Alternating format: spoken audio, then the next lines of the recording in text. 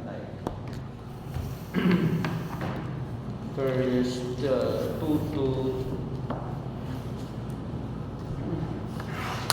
to 4. Chapter 1, verse 1 to 4.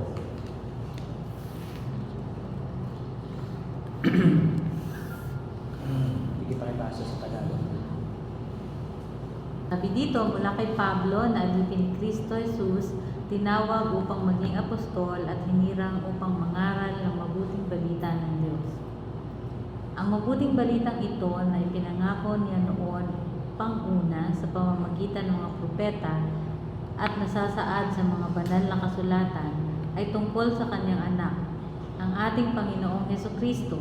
Sa kanyang pagiging tao, siya ay pinanganak mula sa libing ni David at sa likas na kabanalan ng kanyang espiritu, ipinahayag siyang anak ng Diyos sa pamamagitan na makapangyarihang gawa ang kanyang muling pagkabuhay.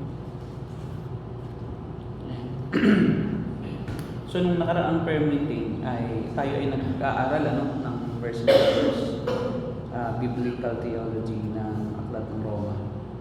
So, yung verse 1 natin ang natapos, pinakilala na sa atin ni Pablo ang kanyang sarili, na siya ay apostol at tinawag siya upang maging tagapangaral ng magandang balita tungkol kay Jesus. Ngayon, pinag-aralan natin kung paano siya naging apostol, kung sino siya, galing siya sa anong lahi siya galing at anong kanyang nationality. At pinag-aralan din natin kung sino yung kanyang teacher, si Gamaliel.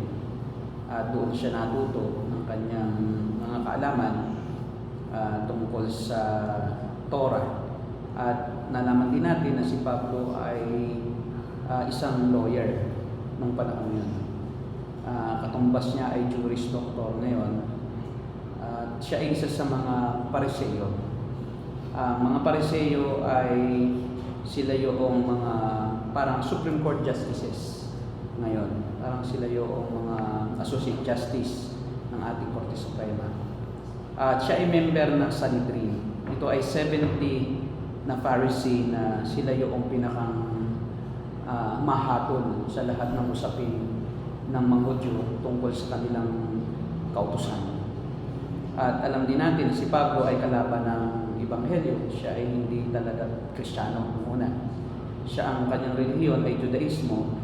At ang Judaismo nga, ang kanilang kaligtasan ay sa pamamagitan ng word for word, letter for letter, obedience doon sa kautusan ng Moses. So lahat ng utos doon sa Pentateuch, yung unang 5 aklat, yung Genesis, Exodus, Leviticus, Deuteronomy, Numbers, lahat ng utos doon ay letra por letra nila yung sinusunod. At ang kanilang kaligtasan ay sa pamamagitan ng pagiging masugid ng tagasunod. Ipiperfect nila yon, ipiperfect nila. So kumbaga kailangan nilang sundin yun ng sobrang higpit. At pagka nagkasala sila ay maghahandog ng hayop para sa kanilang kasalanan. Kumbaga, ang kanilang kaligtasan ay sa sarili nilang kabutihan, sa sarili nilang gawa. Hindi sila, kumbaga, umaasa kay Jesus. Ayaw nilang maniwala kay Jesus. In fact, wala pa naman si Jesus noong, hindi pa namatay si Jesus noong si Pablo ay lumitaw bilang Pariseo. At hindi siya mananampalataya. Although kasabayan sila, contemporaries, sila ni Jesus at ng mga ibang apostol. Si Pablo noon ay taga-panood lang. So habang nangangaral si Jesus, alam niya ang tungkol kay Jesus. Pero ini-ignore niya si Jesus. Kasi ang alam niya si Jesus ay impostor. Siya ay sinungaling na tao at napapaliw na tao. Nagpapanggap na galing sa langit, bumaba sa langit. So sino siya? So hindi tinatanggap ni Pablo si Jesus noon. Kaya nga noong si Jesus ay namatay na at nabuhay na maguli at umakyat sa langit, hindi pa rin siya naniniwala kahit na alam niya na yung libingan ni Jesus ay walang laman o nawala na yung katawan ni Jesus.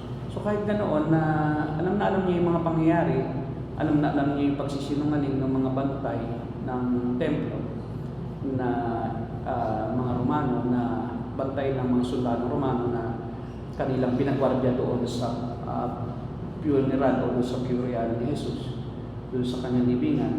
So kahit alam niya na yun ay hindi totoo, na ninakaw si Jesus, yung bangkay, gaya ng kanilang sinuhulan nila kasi yung mga sundalo, sabihin niyo ninakaw ang bangkay.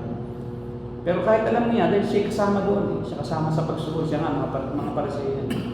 Kahit alam niya, ay hindi, ayaw pa rin niya maniwala na si Jesus hindi yan totoo.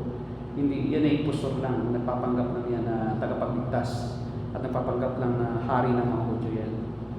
At nung mag-umpisa ng usigin, kasi dumami na ang mga Kristiyano eh. So nung dumami na ang mga Kristiyano, mamatay si Jesus, sa halip na manghina ang mga alagad ni Jesus, ang mga apostol, lalo silang naging masugi. Kasi nakita nilang umakyat sa langit si Jesus eh. So nakita mo sila ng sarili nilang mata at narinig nila na babalik siya muli. So sila sumampalataya na siya ang tagapagligtas. So ngayon, alam na alam niyo ni Pablo na nangyari ang lahat ng yan. Pero sa halip na siya maniwala, inusig pa niya. Sa Roma chapter 8, naroon yung kwento. Yun ay ating dadaanan niyan kung paano si Pablo ay naging taga-usig ni Jesus at mga Kristiyan. At pinatay nila yung isang evangelist, si Esteban. So pinatay nila yun, binato nila hanggang namatay dahil namumusong daw si Esteban, dahil nangangaral si Esteban tungkol kay Kristo. At nakita daw ni Esteban na bang nangangaral, nakita ko si Jesus nasa kanan ng trono ng Diyos. O nakaupo sa kanan ng Diyos sa kanyang trono. So galit sila kaya pinagbabato. But anyway, balik tayo. So si Pablo ay talagang matigas na kalaban ng Kristyanismo. Pero yun nga, siya ay naging Kristiyano nang siya ay pagpakitaan ni Jesus. Sabang siya nasa kabayo at uusigin niya yung mga Kristiyano, papuntang Damasco siya, ay biglang nagpakita ang Panginoong Jesus sa isang pangitain at nalaglag siya sa kabayo at siya nabulag. At nung mabulag na siya, ay isang tao na nagngangalang Simon na Sireneo, Simon na mangungulti ng katad. Kumbaga siya ay gumagawa ng katad at para sa mga anumang produkto ng panahon ngayon ay pinasundo si si Pablo. At doon sa bahay ni Simon, 3 araw siya roon bago siya nakakita. At sabi nga niya, ako'y tinawag upang maging apostol at sinabi sa kanya ng Panginoon na ikaw ay pipiliin ko para mangaral ka sa mga hindi Hudyo. Kumbaga siyang ating apostol. Siyang ating apostol, si Pablo. Mahalagang malaman na ang unang-unang Christian church sa mga Gentiles ay tinayo ni Pablo. At ang unang Christian church, ang Corinto, tapos Efeso, Colosas, Galacia, hanggang nakarating siya sa Asia. Hanggang sa nakarating siya sa Espanya, sa Roma. Hindi si Pedro ang haligi ng Romano Katoliko, kundi si Pablo rin. Dahil siya yung nag-follow up at siya rin yung tumayo na kanilang leader. Hindi si Pedro nakarating sa Roma sa kasaysayan. Ngayon, ano ang pinakamahalagang component o sangkap ng magandang balita? Ito ay sinabi niya sa verse 3 and 4. Ang sabi niya, ang magandang balitang ito na ipinangako ng Diyos noong una pa man sa pamamagitan ng mga propeta, sinasabi sa mga banal na kasulatan ay tungkol sa kanyang anak, ang ating Panginoong Kristo. Ano ang tungkol kay Kristo? Tungkol sa kanya, una, pagiging tao. Maganda usalin sa akin. Sa inyo ay espiritu lang. Siya pinanganak sa espiritu. Pero dito, sinabi rito sa magandang balita, siya ay pinanganak mula sa lahi ni David bilang tao. Subalit tungkol sa kanyang pagka-Diyos, pinatunayan ng banal na espiritu na siya ay anak ng Diyos. So, ang Ebanghelyo, kailangan may mahalaga siyang component tungkol sa nature ni Christ. Pagkamali ang ating pagkaunawa sa nature ni Christ, sa kanyang katangian, hindi tayo maliligtas. Kasi ang kaligtasan ay nakabase sa tamang pagkakilala sa kung sino si Kristo. Una, sabi rito, ang magandang balitang ito ay tungkol sa kanyang pagiging tao. So, ibig sabihin si Kristo ay tao. At hindi lang siya tao, subalit tungkol sa kanyang pagka-Diyos. So, sabi ni Pablo, mahalaga na maunawaan ninyo na si Kristo ay hindi tao lang. Hindi siya tao gaya ng natin. Kakaiba si Kristo sa lahat ng tao. Siya ay unique individual in the history of the world. Wala siyang katulad na tao. Bakit? Bukod sa siya tao, siya din ay Diyos. Dalawa ang kanyang nature, ang kalikasan ni Jesus. Hindi lang siya tao, siya din ay Diyos. Ngayon, bilang tao, ang sabi niya, siya ipinanganak mula sa lahi ni David. Yan. So siya ay, ang ninuno niya ay si Haring David. Bakit mahalaga yon? Kasi mula kay David, ipinangako ng Diyos na lalabas ang tagapagligtas. So nasa 900 years pa, more or less, bago dumating si Jesus, bago siya ipanganak ni Maria, inihula na ng Diyos kay Haring David na sa kanya manggagaling ang Mesiyas o tagapagligtas. So tingnan natin yung hula na yan. So mahalaga ito, no, na maalaman natin na si Jesus ay hinulaan na nalalabas mula sa lahi ng David.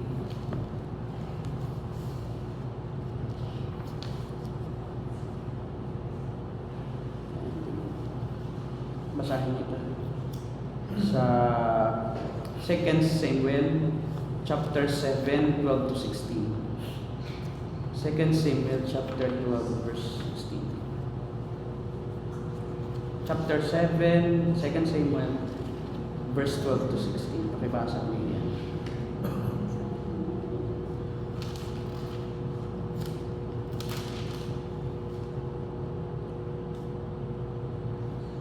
Sabi dito, pagkamatay mo, isa sa iyong mga anak ang ipapalit ko sa iyo. Patatatagin ko ang kanyang kaharian. Siya ang magtatayo ng templo para sa akin, at sa kanyang angkan magmumula ang maghahari sa aking bayan magpakailanman. Kikilanlin ko siyang anak, at ako na may magiging ama niya. Parurusahan ko siya tulad ng pagpaparusa ng ama sa nagkakasalang anak. Ngunit ang paglingap ko sa kanya hindi magbabago, di tulad ng nangyari kay Saul. Magiging matatag ang iyong sambahayan, ang iyong kaharian ay hindi mawawaglit sa aking paningin, at mananatili ang iyong trono. Dahil sa ibang salin, magpakailanman, mananatili ang iyong trono magpakailanman. So ito ay multiple prophecies, no, with multiple fulfillment. Ang una, syempre, si Saul, ang anak ni David, of course, una, si Solomon na naging hari. Until hanggang dumating si Jesus Christ. 960 years to be exact yung prophecy, no? Bago dumating si Jesus, 960 years pa. Pero sinabi niya na sa iyong lahi manggagaling ang isang hari, na ang iyong trono, ang trono niya ay magpakailanman. So hindi tao yun. Kasi kung tao lang ang maghahari, mapuputol kasi mamamatay, diba? Pero ang sabi dito, ang mula, may haring manggagaling kay Haring David, 960 years pa bago dumating si Jesus, na yung hari niya ay mananatili yung trono sa pamamagitan nitong hari ito na darating. At yun nga ay si Jesus. Sa Matthew chapter 1, tingnan ninyo yung katuparan na naganap after 900 plus years, naganap kung sino yung tinutukoy. Verse 1. Chapter 1 ng Matthew, verse 1.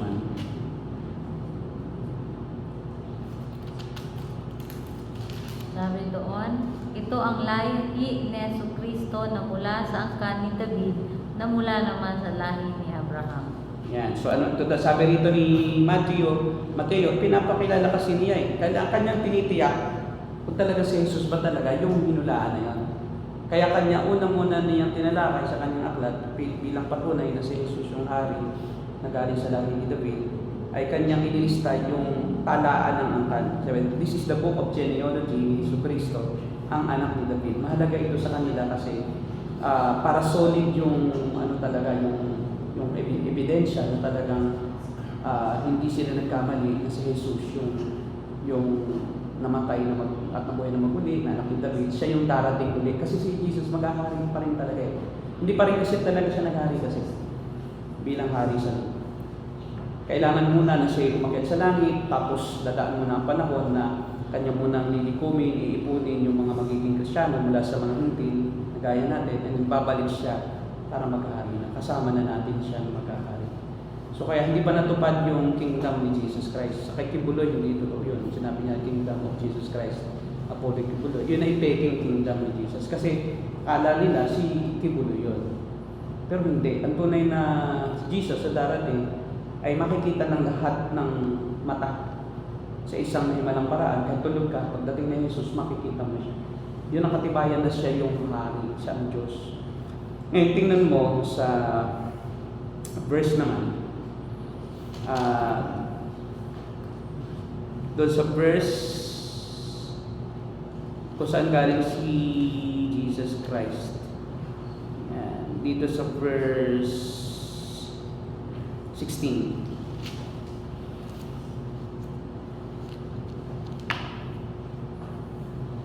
Sa Matthew chapter 1 verse 16. Hindi natin binasa lahat, mahaba. Sabi ko sa verse 16, at si Jacob ang ama ni Jose na asawa ni Maria, si Maria naman ang ina ni Jesus na tinawag na Kristo. Yun. So si Maria at si Jose galing sa lahi ni David. Para patunayan ng Diyos yung fulfillment sa isang mahimalang paraan nung panahon ni Jesus, nang isisilang si Jesus, nung siya'y kagampanan si Maria, ipinag-utos ni Gobernador Cirenio ng Juda na ang mga Israelita ay umuwi sa lahing pinagmulan ng kanilang ninuno. Kumbaga sa history ng mundo, first time nangyari na may isang governor na ipinag-utos yung pagpapasensus. Ang ano dito is, bakit kailangan na papuntahin sa kanilang bayang pinanggalingan ng kanilang pinakaninuno ang bawat Israelita? Kasi yun ang katuparan na pinatutunayan ng Diyos na si Jesus ay galing kay David. Kasi matatandaan niyo, si David, pinuntahan siya inanoint siya ni Samuel sa Bethlehem. Dahil taga roon si Jesse, yung tatay ni David. Tatay ni David. So therefore, yung lahi ni Jesus, mula nga siya sa lahi ni David eh. So ang tatay ni Jesse, si David, taga roon sa Bethlehem. At kung saan siya mismo pinanganak ng ninuno, si David, doon din pinanganak si Jesus. So hindi siya coincidence. So for 960 years, sabi roon sa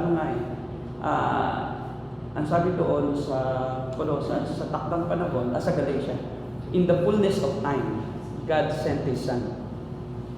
Ibig sabihin, sa kabuuan ng panahon na ipinaghintay ng lahat ng mga propeta at ng tao.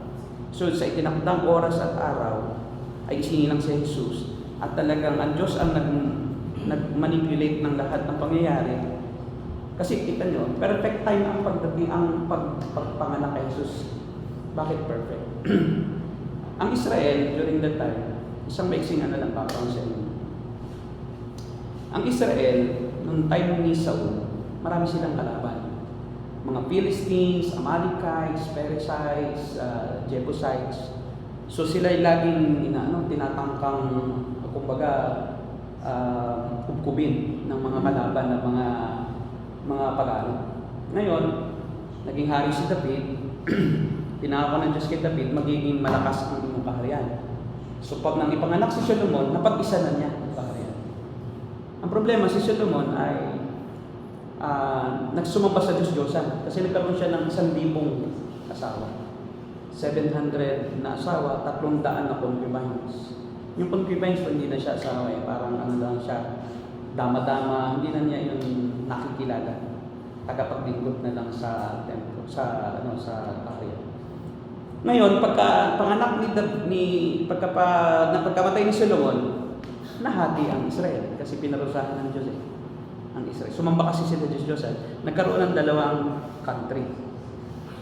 So yung isa ay ang tinawag ay Israel, 10 silang tribe binubuo. Tapos yung isang bansa, tinawag na Judah, Nation of Judah. Yung Nation of Judah, wala silang ginagawang hari, kundi yung galing sa lahi ni David. Kasi sila lang talaga, nanihintay sila naniniwala sila na isang araw darating yung hari yun. Kaya mahalaga yun. Yung 10 tribo naman, kung sino-sino lang ginagawang hari. Kahit sino lang, kahit alipin, basta ikaw ay lumakas, naging makapangyarihan. Yung alipin nga lang ni Solomon ang unang naging hari dito. Yung kawal. Ngayon, hindi talaga naputol ang ng Judah. Lahat, halimbawa, walang ibang hari, bata pa, 10 taong gulang pa lang noon. May isang hari sa Judah na 10 taon pa lang, ginawa ng hari. Pero yung nanay niya, yung lola niya ang siyang nasusunod. hanggang sa nagtuloy yan na siyang hari. So hindi naputol. Ngayon, pagdaan ng panahon, ang mundo noon lumalakas. So ang unang sumakop sa Israel ay yung Babylon. Digmaan ng digmaan. Tapos ang Babylon naman, humina, lumakas naman ang Persya. Yung panahon nila Artaxerxes. Ito yung sa 300, di ba? Yung sa pelikulang 300. Sa Artaxerxes doon, pinortray na yun yung mataas na tao na nakasakay sa parang napakalaking elefante na siyang nag-uutos. Sabi niya, Pagan. oo, sakay ano, di ba? Ano ba nga yung ano ng Persya, yung leader, kinausap pa.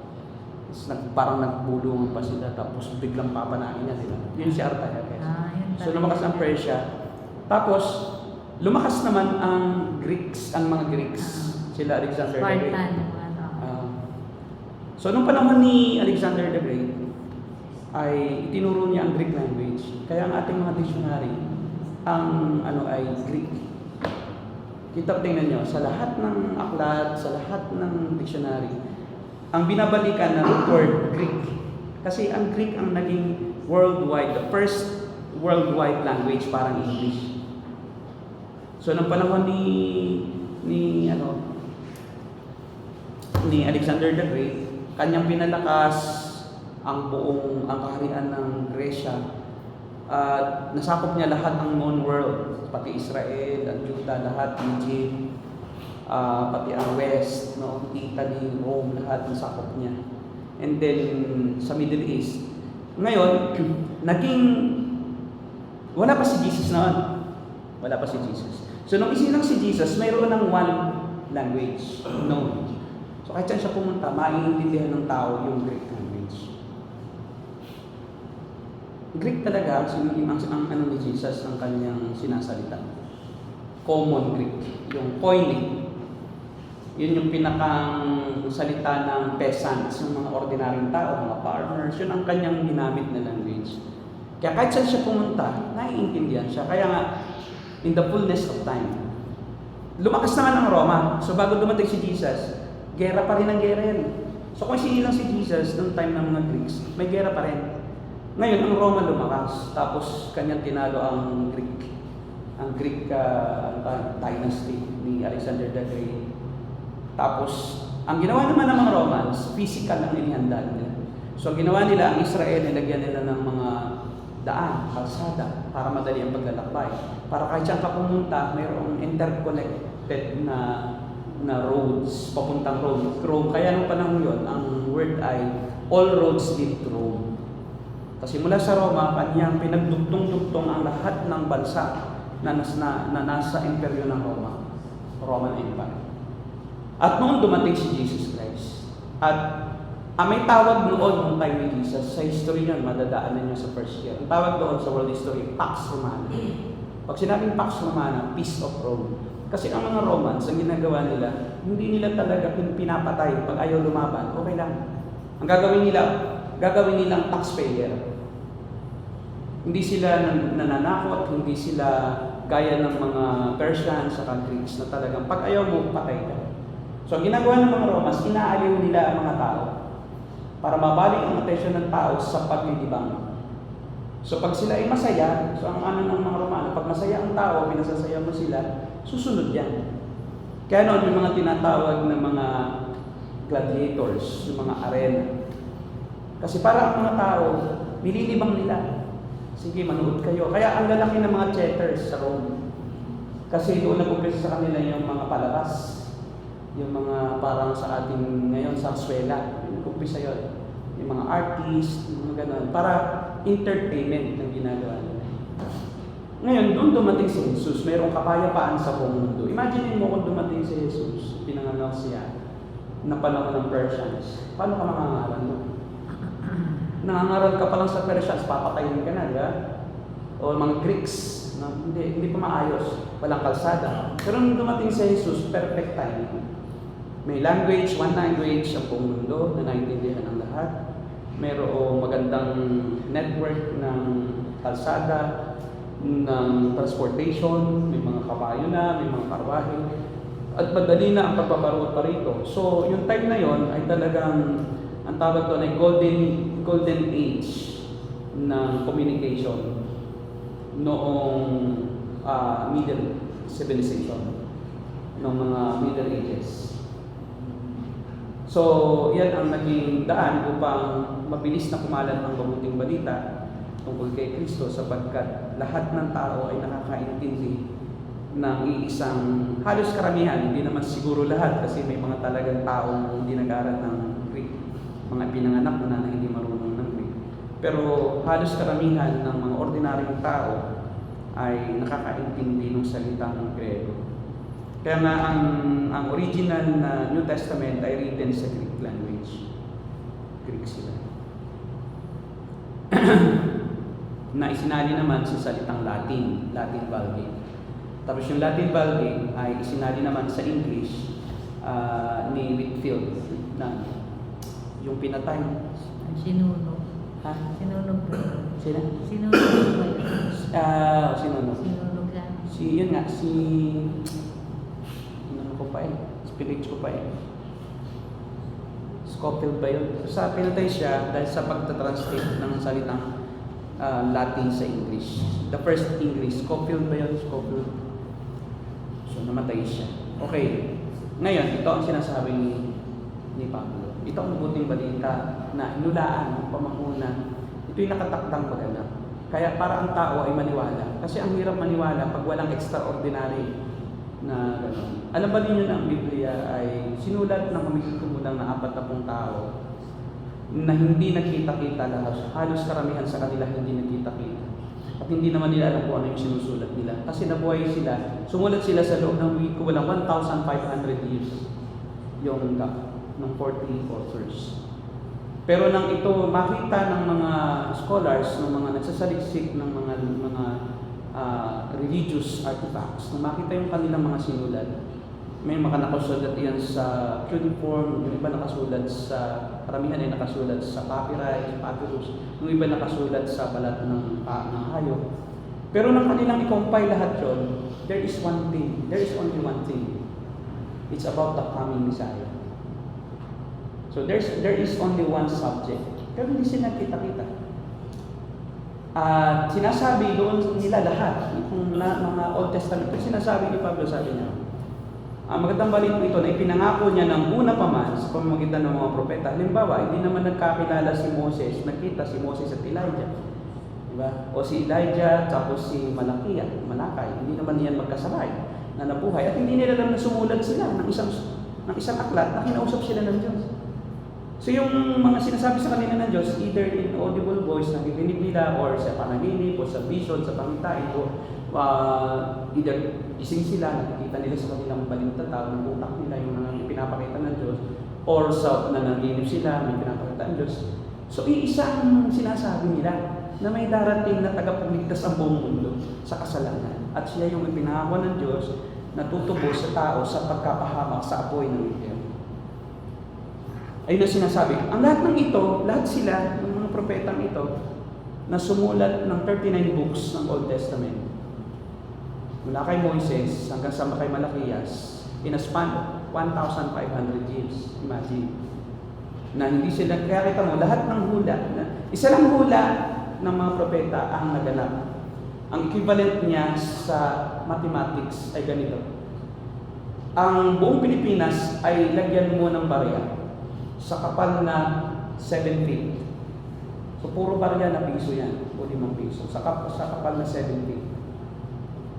Tapos, ang isang hula lang sa loob ng 1,500 years na maganap, isa lang ay katumbas noong ang iyong kaibigan, piringan mo ang mata. Tapos sabihin mo, maglakad ka sa buong Pilipinas na nakapiring ang mata. At dapat sa unang pagdampot mo, hindi mo sasabihin kung saan ka sa Pilipinas. Kung ikay sa norte, doon kina Quezon, o doon sa Infanta Quezon, o kung doon ka pupunta sa Sarangani, kay Pacquiao, sa probinsya nila, di ba? Huwag mo sasabihin kung saan ka pupunta. Huhulaan niya. Yung isang piso na yon, kukulayan mo ng kulay pula.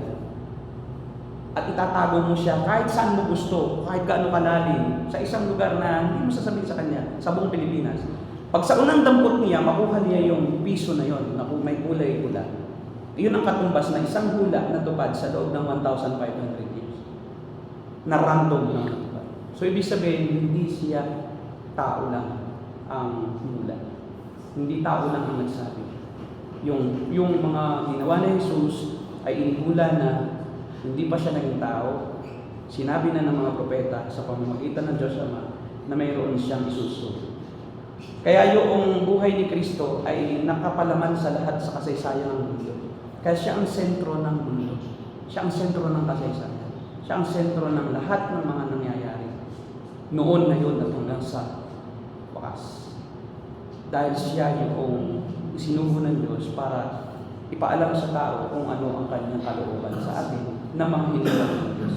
Pero salamat, tayo yung nakakaalam nito dahil kung ikaw ay Muslim, hindi mo na marinig ito. Ang Muslim na kalaban si Jesus. Hindi ka rin naman makakarinig ng ganito sa mga kulto gaya ng Iglesia ni Cristo dahil si Cristo sa Iglesia ay tao lang yun. Hindi nila ituturing si Cristo ng Diyos. Sa saksing ni Jehovah, hindi ka makakarinig ng ganitong pangaral na si Jesus ay Diyos. Sapagkat sa saksing ni Jehovah, si Jesus ay si Arkanghel Miguel. Arhel lang. So dito ka lang sa totoong mananampalataya, sa totoong relihiyon, makakarinig ng katuruan. Sabi rito, si Kristo, tungkol sa kanyang pagiging tao, siya ay pinanganak mula sa lahi ni David. Proven and tested. Talagang si Maria, pag inanuwa ang genealogy, babalik ka kay David. Si pareho silang galing sa David, magkamag-anak silang malayo ni Jose. Si Jose rin, pag tinrace mo ang kanyang genealogy, kay David pareho. Walang ibang pinanggalingan si Jesus kundi sa lahi niya. 14 generation from Abraham to David, and 14 generations from David to Jesus Christ. 14 generations yan. Okay. Ito ang pabigat. Si Jesus ay hindi lang tao, siya din ay Diyos. Pag sinabing Diyos, anong katangian ng Diyos? Walang hanggan, hindi nakikita, makapangyarihan sa lahat, alam ang lahat ng bagay, nasa lahat ng lugar, sa lahat ng panahon. May tatlong intrinsic na katangian ng Diyos kasi yung kanyang talagang attribute o katangiang likas. Pag sinabing intrinsic, likas sa Diyos yun, na siya ay walang hanggan, siya ay nasa lahat ng dako, omnipresent, siya ay nakakaalam ng lahat ng bagay, omniscient, at siya ay makapangyarihan sa lahat, kaya niyang gawin ang lahat ng bagay. Maliban na lang yung bagay na salungat sa kalooban niya. So, ibig sabihin, hindi kaya ng Diyos pag sinungaling kasi siya hindi salungat sa kanya. Hindi rin siya gagawa ng isang parisukat na bilog kasi hindi yun posible. Dahil hindi naman na pwede yun. Wala namang bilog na square. Magkaiba na yun. So, hindi salungat sa kanyang sarili ang ginagawa niya. Hindi niya kayang gumawa. Hindi niya rin kayang gumawa ng isang napakalaking bato na hindi na kayang buhatin. Alam nga naman, gumawa siya. Hindi niya yung sasaluat sa katangian niya. Gumawa siya ng isang malaking bato. Hindi naman niya kayang buhatin. So, hindi ganoon ang Diyos. Hindi niya kaya ang anumang bagay na sasalungat sa kanyang sarili. Ang kanyang ginagawa lang ay yung mga bagay na ayon sa kanyang sarili. Siya banal, siya makapangyarihan, siya makatarungan, siya mabait, siya makabagin. Pero lahat ng iyon ay gumagana ayon sa kanyang sentrong katangian, kabanalan. Siya pag-ibig pero siya banal. Siya makatarungan pero siya banal. So ang kanyang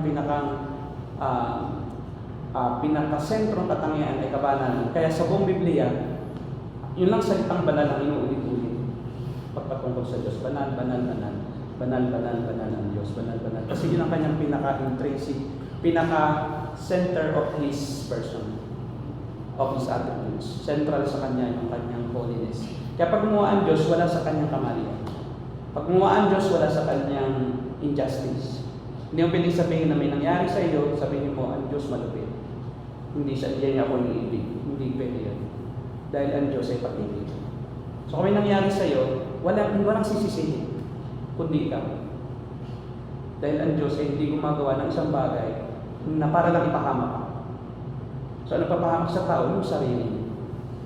Dahil ang Diyos ay banal, hindi niya pwedeng ang tao pahamak ng walang dahilan na para na sukat na siya masiyahan dahil siya ay malupit. Hindi gano'n.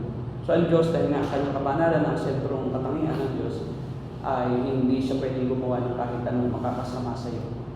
Hindi. Ang lahat na nangyayari sa mundong ito ay masama sa paningin ng tao dahil sa kanyang pagkakasala. Kung hindi tayo nagkasala, walang masama. Walang mangyayari, walang kamatayan, walang luha, walang sakit, walang problema, walang bighati, walang luha. Wala lahat. At ang tao lahat ay nagkasala at dahil doon ay nagkaroon ng sakit. Kaya yun pa rin, ang dahilan pa rin ay dahil sa tayong kasalanan. Hindi dahil sa ang Diyos ang nagparusa sa atin nang walang dahilan. So ngayon, ito yung mahirap na paliwanag ng pagiging Diyos ni Jesus. Ganito kasi, bago isilang si Jesus, si Maria ay buntis na.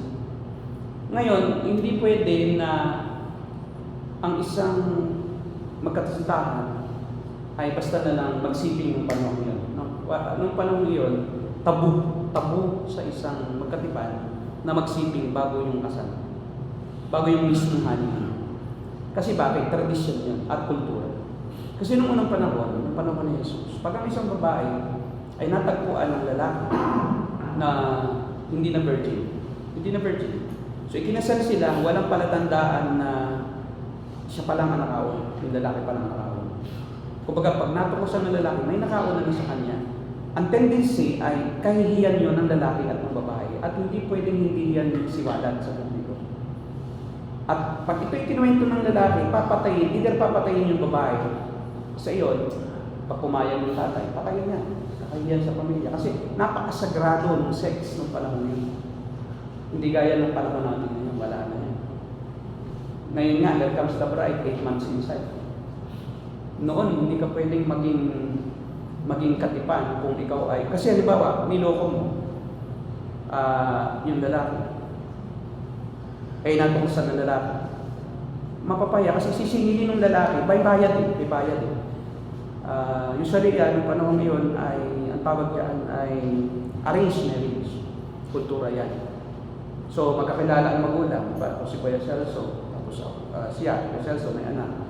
Halimbawa, ako may anak na lalaki. So, bata pa yung mga yan. Kami ang nag-uusap. Wala kayong kalayaan na gumusto kung sino gusto nyo. Bawal yun. Ngayon, kung halimbawa, ang anak ko, 40 years old na, si Shelo may ay 20 pa lang, wala magagawa si Shelo para tumutol. O kahit nga 14 years old pa lang, kaya nga sa mga Bible scholars, si Maria ay 14 years old nung magbuntis kay Jesus Christ. At si Joseph, more or less, ay 45 years old. Yun ang age gap. Pinagkakasundo kasi. At pinipera, ginagawang pera. May dote. May bayad. Ginagawang pera ng magulang ng lalaki. Kaya hindi pwedeng hindi ka virgin. Kasi katumbas nito, pera. Kahit ikaw ay hindi na virgin, isusuli ng tatay, itong lalaki yung pera. Ay, nagastos ko na. Ay, yan ngayon. Saan tayo kukuha ng pambayad dyan, di ba? At usually yan, hindi lang pera, hayop. Pag walang pera, hayop ang pambayad. And let's say, 15 baka. At saka nung hindi nakikita ang mukha ng babae. Hindi. Maliban na lang siguro kung magkapit bahay, tapos nahuhuli niyang walang hindi naman pwedeng isa, hindi ka kasi may takip ng babae dito. Pag wala nang takip ang mukha nun, may asawa na yun, or hindi na yun virgin. Kaya yun namang lalaki, pag napatapat sa kanya bunging, wala rin siya magagawa. Sa unang gabi, pag alis niya, ay pumalta ka. Ay wala ka na magawa kasi, di ba? Ang basihan mo lang, yung mata lang, nakikita mo. Kasi hanggang dito, yan, yung piling hawakan mo. So yan ang kultura. Natatawa tayo, pero nung unang panahon sa Pilipinas, may ganyan din na bawal hawakan ng kamay. Bawal makitaan ng ng dito. Sa binti. Naku, pag nakita ka ng tatay, nakita mo yung binti. May shotgun na yan. Pakasalan mo, anak ko. Naku, nakita ka mo na. Di ba? Kaya, mas matindi nung panahon ng Panginoon sa Kristo. Ngayon binibigyan din pa yan kasi ganito. So si Jesus, di si Maria, nagkasundo na sa si Jose. Ibig sabihin, nakapagbayad na si Jose. Yung pamilya ni Jose, nakabayad na kay Maria nung hinihingi. Ngayon, pag wala kang pera, pwedeng paglilingkod, gaya ni Jacob, di ba? Kaya wala kasi siyang pera eh. Kaya 7 taon siya nagsiba. Kasi yun ang bayad eh. Kasi wala siyang pera. Ang kaso, dinaya siya. Ang binigay, yung bungi, si Leia. Pagbukas niya, kasi hindi nga nakikita, paano madadaya yung nakikita niya? O, di ba? Kaya nangyari, naloko siya kasi nga may takip. Tinabi sa kanila. Pero iba naglingkod ka ng 7 taon. Yung sabi niya ko, paano yan? Binigay mo. Ay hindi, magtrabaho ko yung 7 taon, ibibigay ko sa'yo. Kaya antay na antay yung dalawa. Ay silang nagkakakusuhan. Yun ang problema. Kaya yan ang ibig sabihin ng makuha ka sa tingin dahil mata lang. Iyon ang background. Makuha ka sa tingin. Kasi noon, makuha ka lang sa tingin. Mata lang ang gumagana. Doon sa babae. Yung babae, ang kanya lang yung mata niya. Yun ang kanyang pinapangusap sa lalaki. So dapat marunong kang magbasa ng mata.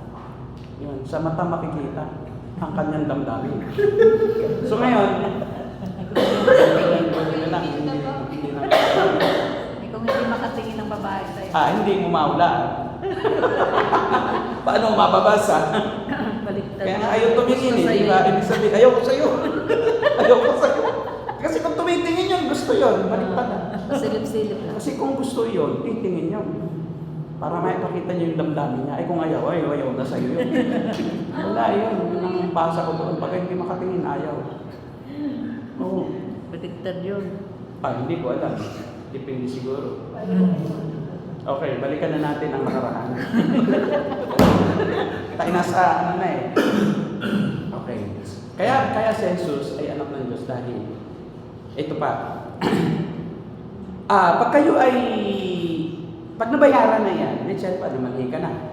Makikita yon sa bahay ng babae, pupuntahan niyo ng lalaki at ng tatay.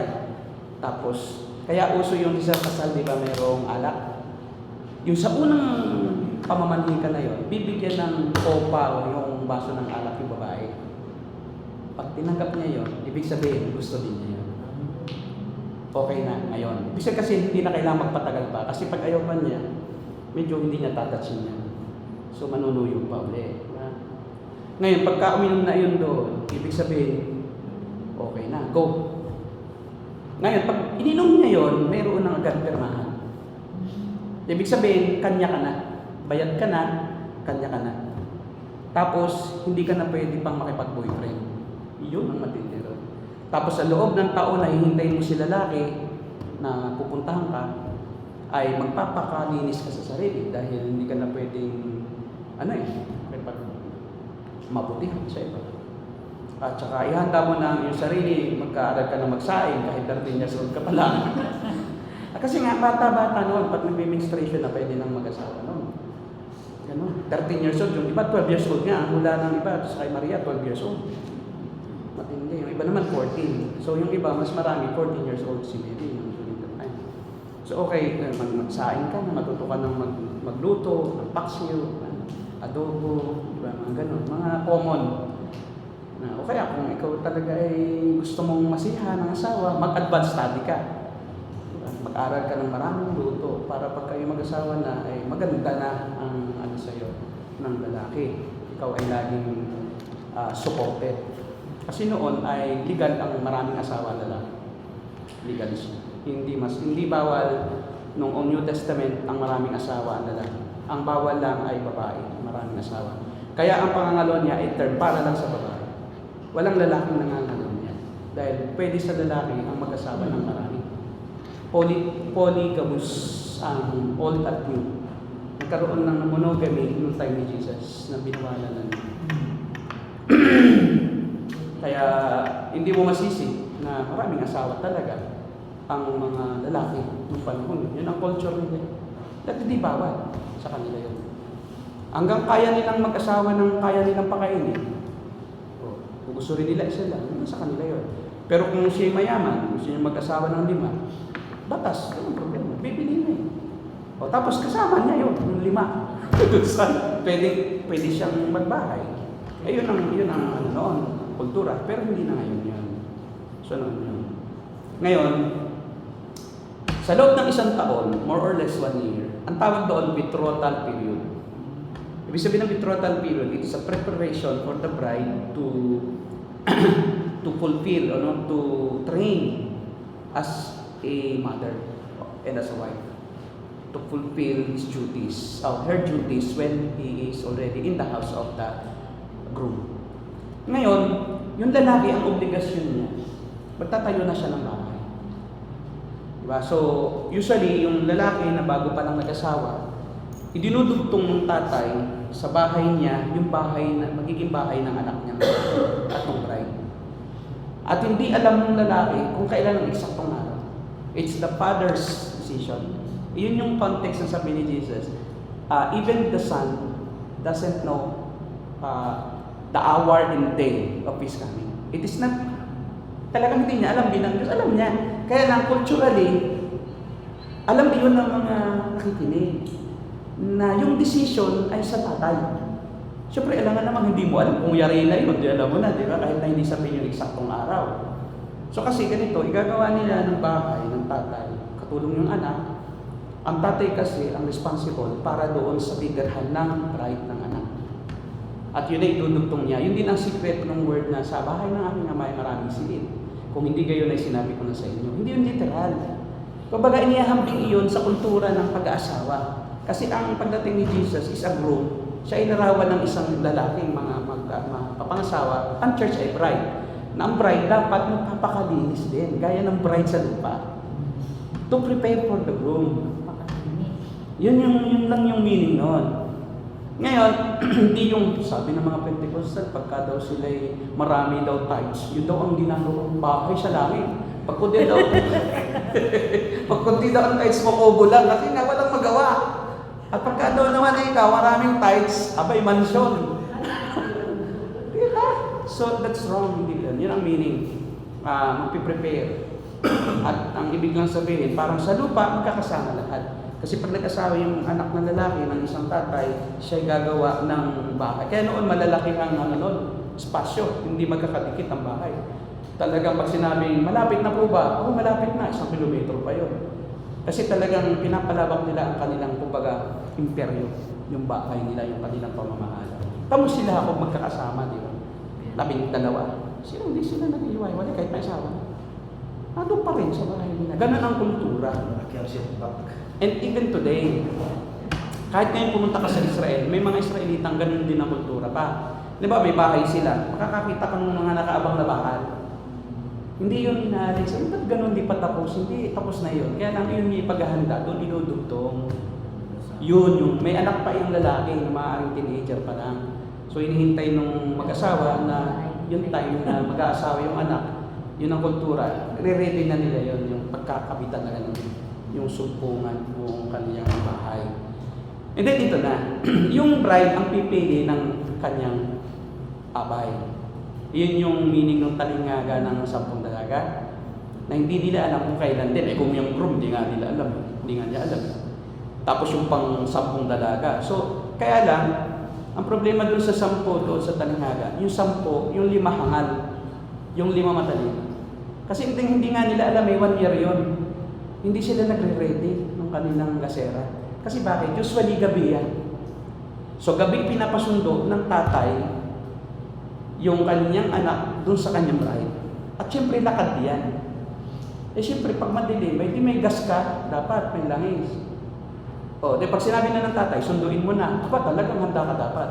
Itong abay na 5, sinusundo na. Naku, wala tayong ilaw, patay. Hindi naman pwedeng ibigay namin ito sa iyo. Mahaba pa paglalakbay.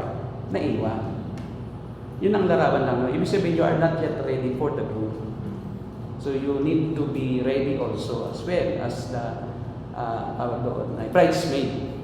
If you are wise, maghahanda ka. Kasi syempre, yung gasera nila, pwedeng limitado yun. Lagi ang ginagamit. Ay nakatapat na naubos pala ng gabing yun, ay doon din ipinasundo. Ay di wala na. So dapat you prepare a special gasera para doon. And then yung silang ginagawa nila ay yung nakatali sa paa. Nakalagay sa paa yung ilaw, yung parang siya, gasera na ang langis langis ang gato. Tapos nakabalot siya na mayroon siyang para hindi mamatay. Yun yung meaning na your word is the lamp unto my feet. Literal yan. Your word is lamp unto my feet. Kasi sa kultura nila, yung lamp talaga nakatali sa feet. Yan yung meaning, na makikita mo yung daan. Di ba? So, ayun pala yun. So, yung Word of God nagtuturo sa'yo na itong dapat mong daanan. Itong mabuting bagay na dapat mong gawin. So, may mga meaning yun. So, ito na. Pag sinabi ng tatay, sunduin mo na, lalarga itong anak. Tapos, mayroon siyang mensahero. Mauuna sa kanya yun. Tatakbo yun. Yung kanyang, kaya mayroong abay na lalaki. Yun ang kanyang papupunta yun. Bilisan mo. Kailangan pagdating ko, naroon ka na, nakabalita na, para naman mabalitaan itong mga, kasi wala namang cellphone. Ay kung ngayon ay kubayan na, ito na si bro, o, di ba? Ready na tayo. Hindi gaya noon, talagang mano-mano.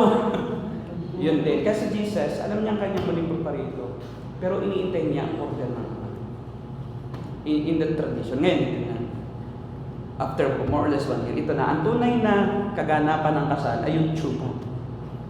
Di ba? Kaya yung meaning ng tsupa, parang paano, di ba? Tsupa talaga siya. Ang tsupa, pagsisiping ng mag-asawa sa Greek language.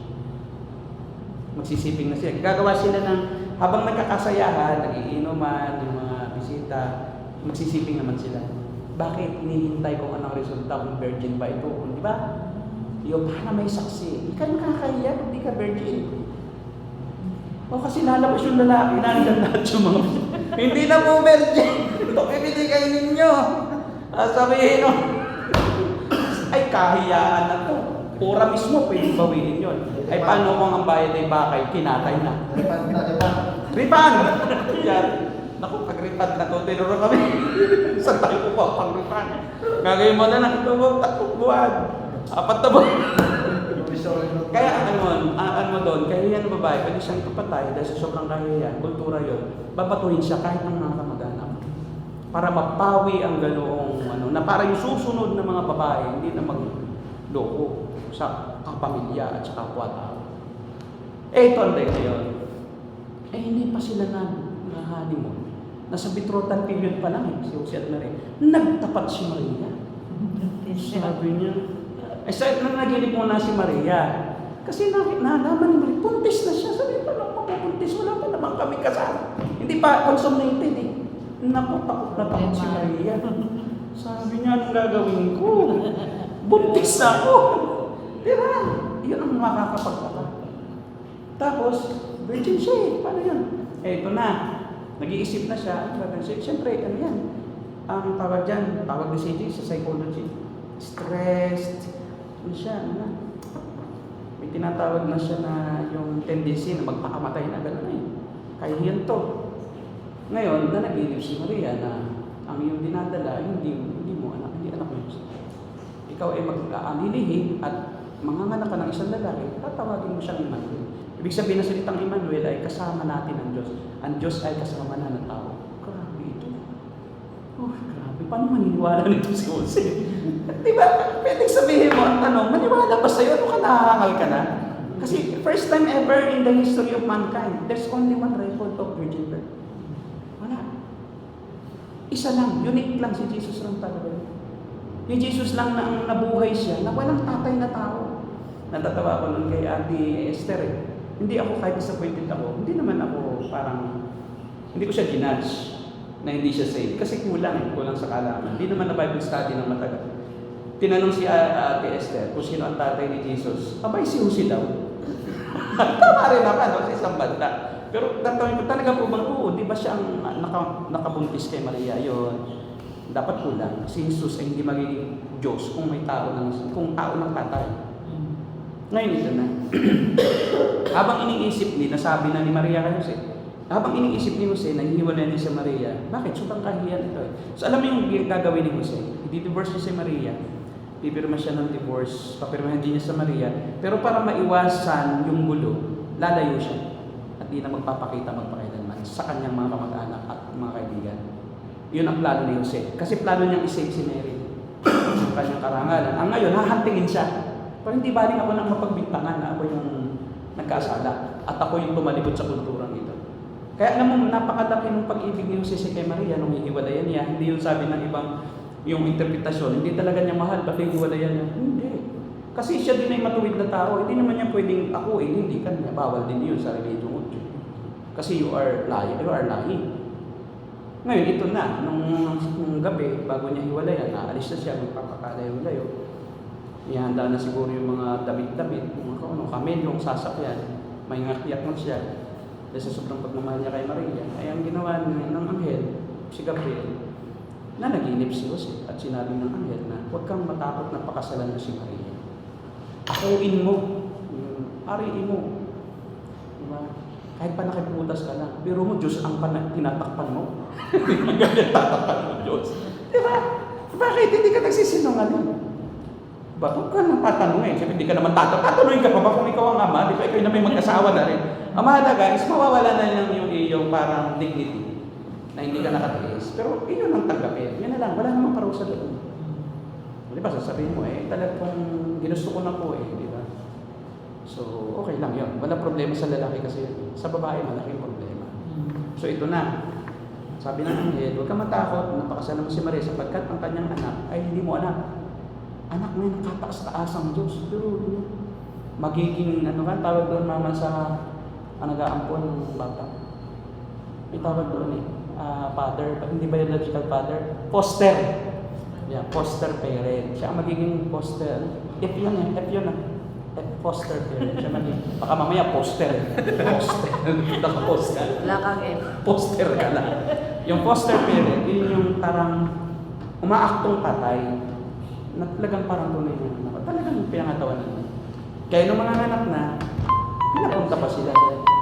Sabi ng gobernador, sabi niyo ay inyong pupuntahin sa kanya-kanyang lugar na pinanganakan ng kanilang ninuno ang mga lahi, ang mga tao. Siyempre, pareho naman silang galing sa lahi ni David. Magkasabay na rin sila. Then, eksaktong-saktong pagdating na roon yung kagampan, talagang walang lugar para kay Maria, para kay Jesus. Diba, sabi nga roon, pagdating nila roon, dahil nabuntis, si Mahinang maglakbay. So, nahuli na sila. Kasi ano-ano ang paglalakbay nila, baka manganak sa gubat, diba? So, mas delikado. So, saktong-saktong pagdating nila, dahil wala ng lugar dito sa aming bahay. So, doon siya dinala sa kung saan naroon yung mga hayop. Sabsaban o pakainan ng mga hayop. At doon na siya inabot ng panganganak at si Jesus pinanganak, binalot siya ng lampin at inilagay siya sa sabsaban. Doon siya sa sabsaban, sa kainan. At doon ipinanganak ang hari ng mga hayop. Ito parang fairy tale, Pero hindi fairy tale na kagaya ng ibang fairy tale na hindi totoo, Gaya ni Shrek. Tsaka hindi totoo yun Tapos lang. Ito nakasulat sa kasaysayan at talagang pinatunayan ng siyensya, na pinatunayan ng arkeolohiya, pinatunayan ng mga scholar, ng kasaysayan, historians, yung existence ni Jesus. At pinatunayan din yung kanyang pagkabuhay na maguli. Walang nakitang bangkay kahit hanggang ngayon. Hindi nila makita. So talagang nawala ang bangkay. Bakit? Nabuhay siyang maguli. Yung katawan niya talagang hindi natagpuan. Up to now. So He is real. He is real. And kung real si Jesus Christ, real din yung ating predicament sa mundo. Totoo lahat ang sinasabi. Totoo lahat na may buhay sa kabila. Totoo lahat na mayroong impyerno. Totoo lahat yung sinasabi na walang kwenta ang lahat ng bagay sa lupa. Kung ang mapapahamak ng mga kaluluwa mo, totoo lahat ito. Siyempre, doon na tayo sa kaya mag-decide ka, ano na talaga ang iyong patutungo mo sa buhay ito, dito ka na. So ito yung mga katotohanan na makakapag-isip-isip sa atin. Well, ang scientific explanation noon kung paano nanganak ang isang bere ay lumikha ang Diyos ng sperm cell ng tao. Kasi hindi pwedeng ang sperm cell hindi tao. Kasi hindi magiging tao si Jesus kung hindi tao yung sperm cell. Pero yung sperm cell na yun ay nilikha ng Diyos sa pamamagitan ng Espiritu Santo. Mapapansin mo sinabi na si Jesus ay nililiman ng Espiritu Santo. Yung sperm cell na ito ay nilikha ng Diyos, tao, pero inalis niya walang bahid ng kasalanan. Walang bahid ng maipasang kasalanan, kabila ng kasalanan mula kay Adan, kasi naipapasa ang kasalanan through the man. Through the sperm. Through the X chromosome. Sa XY chromosome. Yung Y, yun yung nag-determine kung anong magiging sex ng lalaki. Yung lalaki ng anak. XY chromosome kasi sa lalaki, XX chromosome sa babae. So, nag-determining factor kung ano ang magiging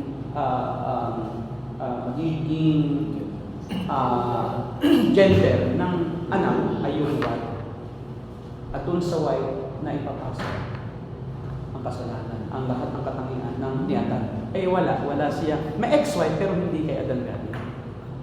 At sa oras na fertile si Mary, during that time na nag-ovulation, fertile si Mary, hindi pa sila nagsisiping Jose, doon yun nilikha at doon nagkaroon ng fusion. At doon nabuo si Jesus. Kaya ang lahat ng katangian na physical ni Jesus, nakuha niya kay Mary. Namana niya yung hair, yung mata, kamukhang-kamukha siya talaga ni Mary. But He is also God. Bakit? Hindi siya galing sa taong tatay. Ang kanyang tatay ay nilikha ng Diyos, yung sperm na yan. Kaya ang tatay niya ay Diyos.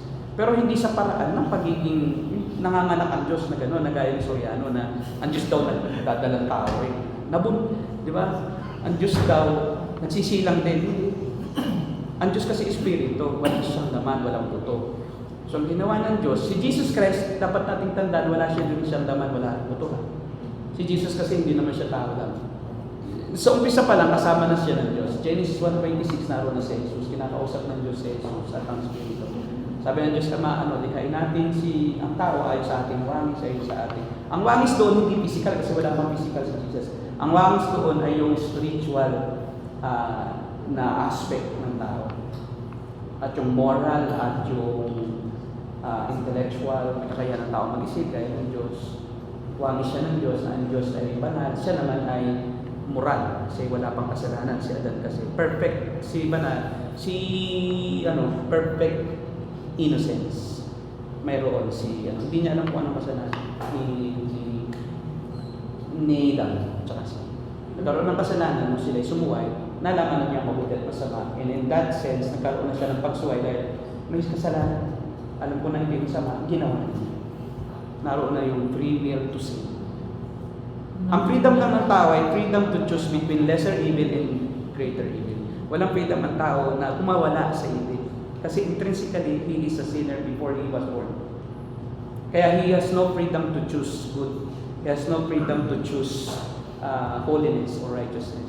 His only freedom is according to the dictate of his nature, and therefore his freedom is only to choose kung ano yung mas magaan na masama at yung mas mabigat na masama. Sabi ni Luther, in that sense, that freedom is not freedom per se. Because you have no freedom to choose good. Pero freedom pa rin. Kaya hindi ibig sabihin, walang free will ang tao. May free will siya, but yung free will niya is dependent on his nature. Ang aso may freedom din, pero hindi siya free na humiyaw. Kasi ang nature na ay bumato. Alam mo, makita ka ng aso humiyaw, may kakaiba yan. Ating i-YouTube, kikita tayo, di ba? Ay talagang pag may nakita kang asong, okay, nakakita ka ng pusang, wow, at tapos pinagtagpo mo yun, ay talaga namang kikita ka, million views. Kasi hindi normal. Ang normal, sa aso bumato. Hindi siya, malaya siyang umiyaw, wala namang masama din. Pwede naman siya umiyaw eh, wala namang babawal umiyaw. Pagkatay sa tao, wala namang babawal sa tao magpakabanal, kaso hindi niya kaya. Bakit? Hindi nga siya banalin. He is sinner by birth and by choice. Iyon ang free will natin, ng definition ng Bible. All have sinned, for sure. Before I was born, I was evil. I was created as sinner in my mother's womb. Pinaghiya ako sa kasalanan, sabi ko ng David. At si Jesus, yung perfect na Savior. Bakit? Hindi siya sinner. Pero tao siya. Bakit siya tao? Kasi ang ililigtas tao, ang i-represent niyang tao. Bakit siya holy at Diyos din? Kasi ang kanyang re-representan ay Diyos din. So only God can represent Himself to Himself. Man cannot represent himself to God because God is God. He cannot be equal with God. But because Jesus is also God, He can represent you and me to God because He is also God. He can be accepted by God. Guys, perfect din siya. So, pagharap niya sa Diyos, ay tanggap kita. Perfect ka, anak kita, kaisa kita, Diyos ka. Sino yung nire-represent mo? Yun, si Syra pala. Ito si Syra ang aking pinili. Yan, no? Yun, no? Siguro sa langit si Sarah, luluwang na to. Kaya sabi doon, papahirin niya ang mga lima. Siguro yung initial yun. Initial lang. Sa sobrang saya. Sort of. May tanong tayo. Yun, mga patikim na yun ng klase. Diba? Mga patikim ng klase. Kaya inihanda ko kayo, kaya mag-i-enroll. Ganun ang mga tatakayan dyan. Ang mga jargon, may mga jargon yan, pero hindi ko na sinasabi kasi nga hindi naman maintindihan ng mga theological jargon. Ang tawag dyan is hypostatic union of Christ. He is both God and man. 100%. Perfect God, perfect man. Hypostatic union. Naka-static sa kanya. Kumbaga sa signal static. Naka-stay lang sa kanya yung parehong nature. Hindi siya divide, hindi siya mahihiwalay, hindi siya pwedeng magpaghiwalayin, hindi rin siya pwedeng alin. Kumbaga, less yung isa or more yung isa. Hindi. Pantay lang siya. 100% pareho. Hindi less God, more human, or less human, more God. Hindi. Perfect pareho siya. Hindi lang niya ginamit ang pagka-Diyos. He can be in all places at all times, pero hindi niya ginamit when He was in the human form. Masa siya sa Espiritu Santo. As hindi rin siya ginamit ang power. Like yung magpagaling na may sakit, umirang pa siya, humingi pa siya sa Ama. Matatanda niyo, lagi siya nag-pray. Kaya niya. Kasi totally hindi niya ginamit. Ang naiwan lang sa kanya na hindi naman kailangan talagang hadlangan ay yung pagka-Diyos na siya sinasamba. Hindi niya binawa. Kasi hindi naman siya yan eh. Sumasamba sa sarili niya eh. Sinasamba siya. Talaga siya hindi kasi dapat sambahin. Hindi naman pwede niya pasambahin. Dahil siya tunay na Diyos. Diba? Kumbaga external na may gusto sa kanyang sumamba bilang Diyos, hindi niya inali. Hindi naman niya ginamit yung pagka-Diyos doon. Diba? Kasi that's His worthy of to worship. Tinanggap lang niya yung worship.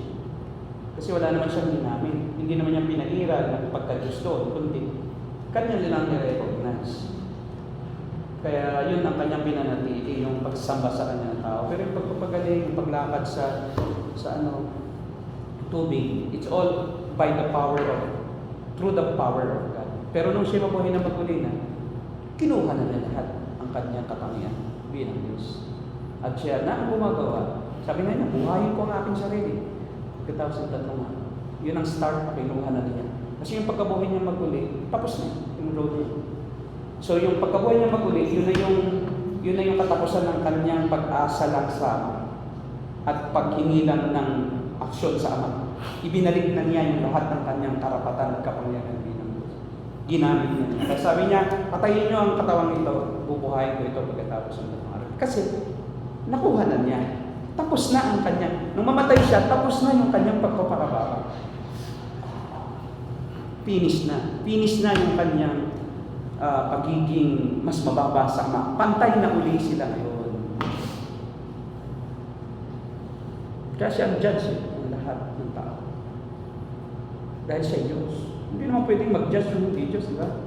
Kaya si Jesus ang nakaupo sa trono at siya nga huhukom sa lahat ng tao na namatay, nabuhay, na lahat ng namatay, nabuhay at mabubuhay pa sa kasaysayan ng mundo. Siya ang pagsusulitan ng lahat. Siya rin ang Alpha at Omega. Pareho ng Diyos. Kung bawinan niya ang kanyang kapangyarihan, gamitin na niya, of course, bumalik yung kanyang lahat ng kapangyarihan as the beginning and the end. He is now one again with the Father and with His Holy Spirit. Pero ang hindi lang talaga naalis sa Kanya ay yung sugat na likha ng ating kasalanan. It takes an eternal wound to save people from eternal punishment. So only the wounds of Jesus were not healed when He was resurrected. Because it is the evidence that our eternal punishment has been dealt with and we will be no longer facing the punishment of God. Kakita mo, maniniwala alam ako, sabi ni Tomas na siya nga si Jesus, pag nahipo ko yung sugat at naipasok ko yung daliri ko doon, aba, ay talagang nang magpakita si Jesus sinubukan talaga. Hindi pala kontento. Pinasok niya yung sa tagiliran, talagang mapagduday. Nang maipasok yung daliri sa tagiliran, sabi niya, Panginoon ko at Diyos ko. Diba? Tapos sabi naman ng mga nagulat lang yun. Hindi naman tayo gaya ng mga Pilipina. Ang mga Hudyo, pag alam niyo yung kultura, they don't mention the name of God ever. Dahil bawal sabihin ng pangalan ng Diyos. Sa walang kabuluhan. Kung si Jesus ay hindi Diyos, sasabihin niya ng walang kabuluhan yung salitang Diyos, magkakasala siya. Hindi nagulat yun. That's a declaration and confirmation na siya talaga ay Diyos. Bawal sa mga Hudyo ang salita ng basta-basta lang. Hindi yan po ang bibig nila, hindi gaya ngayon. Natisod lang yung Diyos ko po. OMG. Ginawa ng social eh. Pero isa lang kahulugan kaya huwag kayong babanggit ng gano'n. Kasi ang background noon, God. Tapos yung Jesus Mariosep. Alisin mo na si Jesus. Mariosep na lang naman. Bawal nga yung pangalan ni Jesus. Di ba si Jesus ay Diyos? Di ba mali magitin ang pangalan sa walang kasuluhan? Kaya Mariosep na lang. Wala nang Jesus. Di ba? Legal yun, legal. Mariosep. O yun na lang. Huwag ng Jesus, sasamahan pa ng Jesus. Bawal yun. Pag natisod, ay, sus ko po. Sus ko po. Kupo na lang. Kupo. Parang hirap pag-uwi. Kupo. Hindi tisod na bubuwal. Kupo. Galing po yan sa sus ko po. May tanong kayo? Tayo naman, bro. Wala nang tanong sa'yo. Sir. Ako si RJ, may tanong. Na-miss po kasi napaka-rich ng aming study ngayon sa may mga Bagong kaalaman. kaalaman. Intro Which pa. is, nakikita ko na Lagi siyang na-miss. yung Hindi pa puritan niya talaga. nalala. Kasi yung sakto talaga sa Pure. pangalan pure. Napakaganda ng pag-aaral. Walang hula-hula. Oh, wala po. Baka sakali lang. Palagay ko, ito yun eh. Pag nagturo ka eh. Kaya kapag papapansin nyo, wala akong daw. Hindi ako gumagamit kailangan ng daw. So, parang pagka chismis, yun, pwede daw. Sabi daw ni ganyan, pwede yun. Pero pag Bible, wag daw. Paano ka maging authority kung gagamitan mo ng daw, hindi ka sure? Diba? Kailang pag-aralan mo muna yun bago mo ituro. At nang hindi ka mapahiya, marami rin nakikinig at nanonood. Lalo naka-online tayo. May mga scholar din dyan. Pati taon dapat. Ano ba? Tama. At least, magkamali ka man, pero ano lang yun, glitch lang. Hindi mo sinagod na maliin. Mga slip of tongue. Actually, palagi siyang na-miss. Pagka-abar ko. Simula na dito siya. Ganun pa kayo. Hindi nyo talaga ng pag-aralan pa. Mga ano na eh. Yung history ka. Tapos mga background, of the study, yung culture, yung very important sa Kami naman, ganun din dati. Banting kami sa dinadaanan ng lahat. Pero mo ako, graduate na ng Bible College. Nung ako'y marikong, na miss ako, ganun pala yun. Pero tinuturo ko na pala yun, pero mali. Kailan pala. All things work together, pa ganyan. I can do all things through Christ. Grabe. Gamit-gamit ko yun kahit saan may ano. Pagka may problema ko, I can do all things through Christ. Philippians 4:3. Pag wala kang makain, I can do all things. Kulang ka sa budget, sa Bible school. Parang yun ang Pastor Willie yun eh. Matthew 6:33. All these things shall be added. Iniisip mo lahat ng things. Pastor Willie yun. Kalsugan. Lagi. Yung pala need, pag pinag-aralan yung Matthew 6, at tinatalakay yung food, hindi nagtatanim yung mga ibon, kumakain. Food yun. Hindi yung luxury, kasi yung mga fox, may bahay, hindi naman sila nakakagawa ng bahay, binibigyan, pinuprovide ng shelter, di ba? Basically, shelter. Tapos yung isa pa, yung damit, may mga lirio sa parang, tignan mo, hindi, yung all these things shall be added, yung things niyo, ay kaso, pag iniwalay mo sa context, yung iniisip mong things, grabe, one. trabaho, pera, negosyo, lahat ng gusto mo sa buhay. Yate, Starbucks daw. Starbucks. Starbucks. Hindi you need. Those are luxuries. Those are wants. Real wants lang yun. Pero yung damit, pag wala kang damit, giginawan ka nung panahon yun kasi malamig din sa Israel. Kasi during that time, paggabi lalo, malamig. Kasi kung nag-a-ice din doon, may ice din, may nieve rin sa Israel. Parang Japan, may Asian country pero may ice.